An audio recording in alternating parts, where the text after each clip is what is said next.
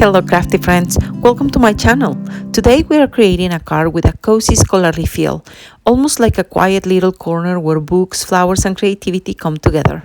The products featured in this project are the Mini Delight Apothecary Garden, the Literary Blooms Project Kit, the newly released Crystal 3D Gel, Cardstock in Galactic Stream and Jet Black, Obsidian Antique Gold and Bronze Pigment Inks, Clear Embossing Ink, Crystal Clear and Antique Gold Embossing Powders, scissors, adhesive, a petal shaper, a palette knife, and a few blending brushes as well as adhesive.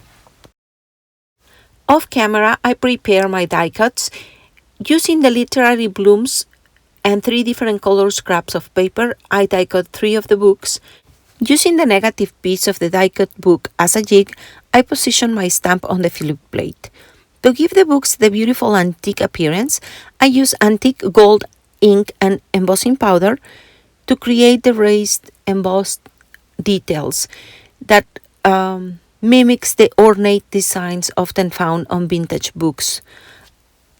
To create the dark glass look on the apothecary bottle, I originally stamped and heat embossed the image onto vellum, and I color the back of it using a black artist marker. Now, with the release of the Crystal 3D Gel, I thought it would make a great alternative to heat embossing.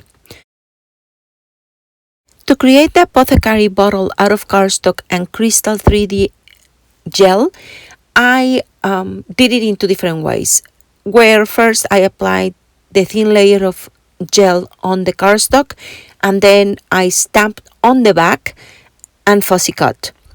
This one loses the outline on the front, but you could also stamp first and then apply the gel over the stamped image, allowing it to dry before fussy cutting.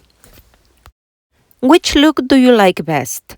Here on the left, I am showing the one that was heat embossed on vellum. The second one has the stamping underneath the clear gel, and the last one has the stamping on the back. This is the one that loses entirely the outline because it's stamped on the back, of course. So, which one do you prefer? From white cardstock, I die cut 4 flowers and 1 foliage stalk, and from vellum, I die cut 4 flowers. I applied residual green tones left over on my blending brushes to the foliage stalk, and I kept the flowers simple and fresh. I tried to give them that soft and airy look by overlapping the white cardstock with the vellum and adding a little bit of yellow to the centers. I slightly curved them with a petal shaper to give them a more organic look, and I think the light color helps them stand out more against the darker background. Once everything is ready, I slid the floral stalked arrangement inside the little bottle through a small cut I made with an X-Acto knife. Now for the background, I wanted something that felt a little moody and atmospheric, like the soft lighting you may find in a study or reading nook. To achieve that look, I added a dark vignette to a piece of Galactic Stream cardstock, and working for 3 of the edges, I gradually added Obsidian pigment ink and then softened the blend using Galactic Stream fresh dye ink. I didn't worry much about the 4th side since it's going to be covered by the shelf. Then, using green onyx fresh dye ink, I added a little bit of cast shadows to the edges of the books to create that effect of them being stacked against each other. Next, I created a simple shelf out of a 1 by 5 inches piece of brown cardstock that I scored along the long edge at 1/2 inch and 3/4 inch. Later, I added a little bit of bronze pigment ink to create the highlight. In here, I'm using a mask I made out of acetate to add cast shadows for the base. You can use a paper mask if you prefer.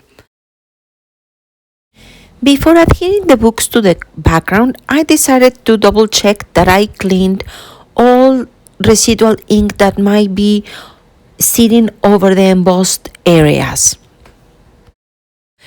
Then I attached all the elements, beginning with the shelf, using double-sided adhesive and liquid glue.